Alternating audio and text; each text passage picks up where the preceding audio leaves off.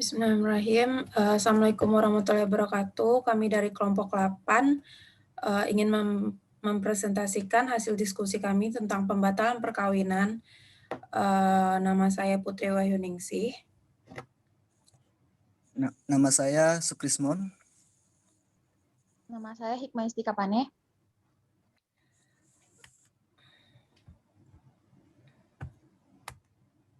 Kami ingin mempresentasikan hal-hal tentang pembatalan perkawinan dengan pembahasan yang pertama yaitu pengertian pembatalan perkawinan, yang kedua dasar hukum pembatalan perkawinan, yang ketiga pembatalan perkawinan dalam KHI BW dan Undang-Undang Nomor 1 Tahun 1974. Lalu yang terakhir ada proses beracara dalam pembatalan perkawinan.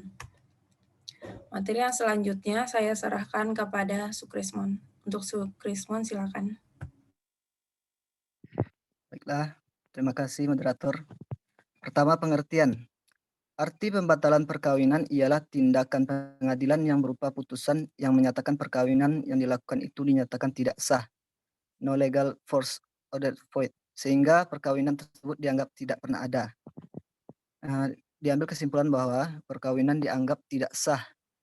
Yang kedua, dengan sendirinya dianggap tidak pernah ada, never existed. Yang ketiga, laki-laki dan perempuan yang dibatalkan perkawinannya yang dibatalkan perkawinannya tersebut dianggap tidak pernah kawin. Lanjut.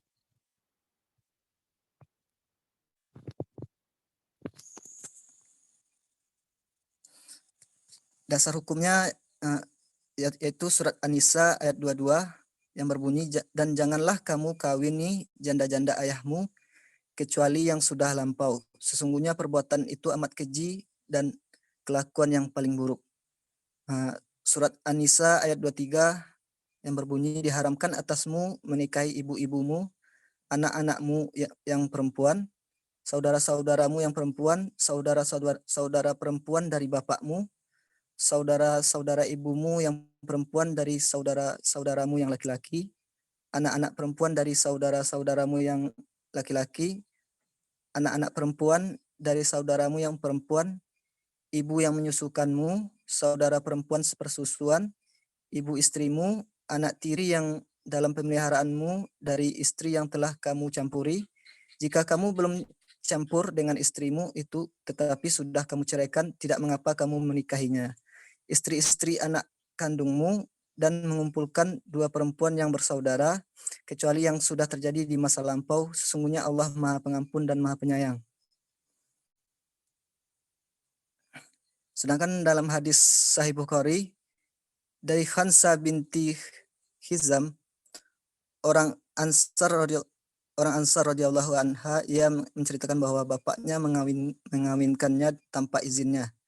Sedangkan ia adalah seorang janda, ia tidak suka dengan keadaan itu. Ia datang kepada Rasulullah SAW, Rasul membatalkan perkawinan itu.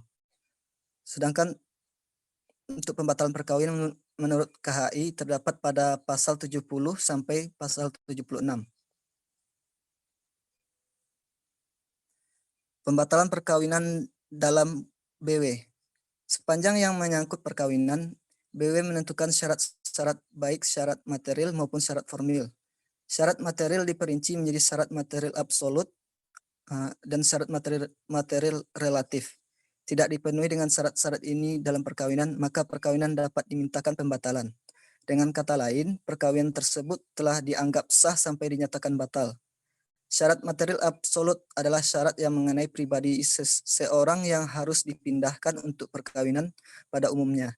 Syarat-syarat ini adalah monogami, persetujuan dari calon suami dan calon istri, orang yang hendak kawin harus memenuhi batas umur minimal, masa tunggu 300 hari bagi janda yang hendak melangsungkan perkawinan, izin dari orang tua, ayah atau ibu, atau wali bagi yang berada di bawah perwalian.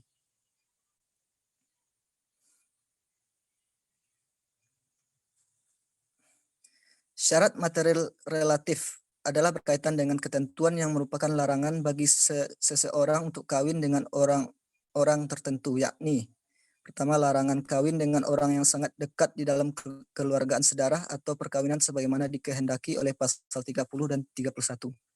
Selanjutnya, larangan kawin dengan orang yang pernah menjadi partner melakukan zina. Hal ini dapat disimpulkan dari ketentuan pasal 32. Selanjutnya, larangan yang memperbaharui perkawinan setelah adanya perceraian jika belum lewat waktu 1 tahun. Ketentuan ini dapat dilihat pada pasal 33. Adapun syarat formil adalah syarat yang berkaitan dengan ketentuan formalitas atau prosedur yang bersifat administratif. Selanjutnya, pemberitahuan tentang maksud untuk kawin terdapat pada pasal 5051, yakni calon pengantin harus memberitahukan maksudnya tersebut kepada pegawai catatan sipil di tempat tinggalnya atau di salah satu dari kedua belah pihak, baik secara lisan maupun tertulis, untuk dibuatkan akta tentang maksud kawin tersebut. Selanjutnya, pengumuman tentang maksud untuk kawin terdapat pada pasal 52. Pengumuman ini dilakukan dengan cara menempelkan pada pintu utama dari gedung catatan sipil selama 10 hari. Dikembalikan ke moderator. Baiklah, terima kasih Sukrisman atas penyampaian materinya. Materi selanjutnya akan disampaikan oleh Hikmah. Kepada Hikmah, dipersilakan. Baik, terima kasih moderator. Selanjutnya, pembatalan perkawinan dalam Undang-Undang Nomor 1 Tahun 1974. Alasan-alasan pembatalan perkawinan dalam Undang-Undang Nomor 1 Tahun 1974 secara limitatif diatur dalam pasal 22 sampai 28 dan pasal 37 dan 36 Peraturan Pemerintah Nomor 9 Tahun 1975 tentang pelaksanaan Undang-Undang Nomor 1 Tahun 1974. Dari pasal-pasal di atas dapat dirinci bahwa suatu perkawinan dapat dibatalkan apabila para pihak tidak memenuhi syarat-syarat untuk melangsungkan perkawinan. Syarat-syarat tersebut adalah adanya persetujuan dari kedua calon mempelai. Untuk seseorang yang belum mencapai umur 21 tahun, ia harus mendapat izin dari kedua orang tuanya atau wali. Bagi calon suami yang berumur kurang dari 19 tahun dan calon istri yang berumur kurang dari 16 tahun dapat meminta dispensasi kepada pengadilan atau pejabat lain yang ditunjuk oleh kedua orang tua, pihak pria maupun pihak wanita. Tidak melakukan perkawinan dengan orang-orang yang dilarang untuk kawin dengannya, yakni 1. Berhubungan darah dalam garis keturunan lurus ke bawah ataupun ke atas. 2. Berhubungan darah dalam garis keturunan menyamping, yaitu antara seorang dengan saudara orang tua, dan antara seorang dengan saudara neneknya. Yang ketiga, berhubungan semenda, yaitu mertua, anak tiri, menantu, dan ibu atau bapak yang tiri. Keempat, berhubungan susuan, yaitu orang tua susuan, anak susuan, saudara susuan, dan bibi atau paman susuan. Yang kelima, berhubungan saudara dengan istri atau sebagai bibi atau kemenakan dari istri, dalam hal seorang suami beristri lebih dari satu orang. Keenam, mempunyai hubungan yang oleh agamanya atau peraturan lain yang berlaku dilarang kawin.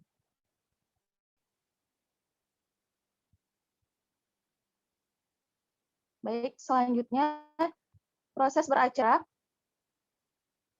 beracara di Pengadilan Agama tentang pembatalan perkawinan. A. Proses penerimaan perkara, yaitu 1 di meja 1, A. Menerima permohonan, ditambah 3 rangkap termasuk asli untuk majelis. B. Menaksir biaya perkara. C. Membuat surat kuasa untuk membayar SKUM dalam rangkap 3 dan menyerahkan SKUM tersebut kepada calon pemohon. D. Menyerahkan kembali surat permohonan kepada calon pemohon. E. Pemegang kas merupakan bagian dari meja pertama. F. Pemegang kas menerima slip bukti setor ke bank sebagai pembayaran uang panjar biaya perkara sebagaimana tersebut dalam SKUM. G. Melakukan penerimaan uang panjar perkara dan membukukan dalam buku jurnal. 2. Di meja kedua, A. Menerima surat permohonan dari calon pemohon sekurang-kurangnya sebanyak 2 rangkap. B. Menerima tindasan pertama SKUM dari calon pemohon. C. Mendaftar atau mencatat surat permohonan dalam register yang bersangkutan serta memberi nomor register pada surat permohonan tersebut. D. Menyerahkan kembali 1 rangkap surat permohonan yang telah diberi nomor register kepada pemohon. E. Asli surat permohonan dimasukkan ke dalam sebuah map khusus dengan melampirkan tindakan pertama SKUM dan surat-surat yang berhubungan dengan permohonan. Disampaikan kepada wakil panitera untuk selanjutnya berkas permohonan disampaikan kepada Ketua Pengadilan Agama melalui panitera. F. Mendaftar atau mencatat putusan Pengadilan Agama dalam semua buku register yang bersangkutan. 3. Di meja ketiga, A. Menyerahkan salinan putusan Pengadilan Agama kepada yang berkepentingan. B. Menyerahkan salinan penetapan Pengadilan Agama kepada pihak yang berkepentingan. C. Menerima berkas perkara yang telah diminutasi dan mencatatnya dalam buku kendali khusus untuk itu. D. Mengisi instrumen penerimaan berkas yang telah diminutasi hari itu dan diserahkan pada meja 2 untuk dicatat dalam register induk perkara. E. Menyimpan arsip berkas perkara berjalan. Kemudian B. Proses pemeriksaan perkara. A. Tugas panitera sesaat sebelum sidang. Panitera sidang pada hari, tanggal, dan jam sidang yang telah ditentukan, mempersiapkan segala sesuatunya untuk sidang. Setelah siap, panitera melapor kepada ketua majelis, lalu panitera sidang siap menunggu di ruang sidang pada tempat duduk yang telah disediakan baginya dan telah siap memakai baju panitera sidang. B. Ketua majelis membuka sidang. Ketua majelis membuka sidang dan sekaligus dinyatakan terbuka untuk umum. Sidang terbuka untuk umum artinya siapa saja boleh mengikuti atau mendengarkan jalannya sidang. Kemudian C. Ketua majelis menanyakan identitas pihak. Menanyakan identitas pihak-pihak sangatlah formal. Artinya, sekalipun mungkin saja sudah tahu atau kenal, namun menanyakan kembali di depan sidang adalah perlu atau mutlak. D. Pembacaan surat permohonan. Pembacaan permohonan dibacakan oleh pemohon atau kuasanya pada tahap pembacaan permohonan pembatalan perkawinan ini, pemohon tetap mempertahankan permohonannya. Kedua, sidang lanjutan, yaitu ada A. Pembuktian. Bukti saksi merupakan orang yang memberikan keterangan di muka sidang dengan memenuhi syarat-syarat tertentu tentang suatu peristiwa atau keadaan yang ia lihat, dengar, dan ia alami sendiri sebagai bukti terjadinya peristiwa atau keadaan tersebut.